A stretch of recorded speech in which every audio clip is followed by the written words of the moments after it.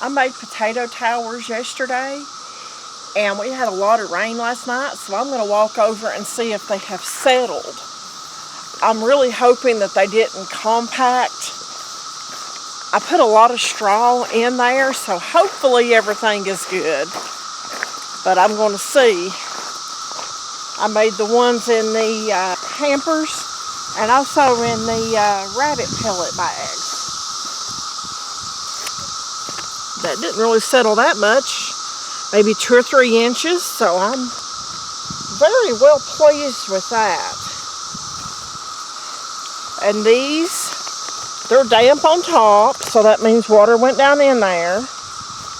And I did put holes down around the bottom,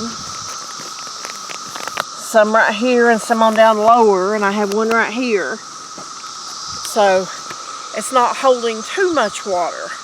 So guys, I think these are okay for right now with their first test of this system, but I will let you know whenever anything at all further develops.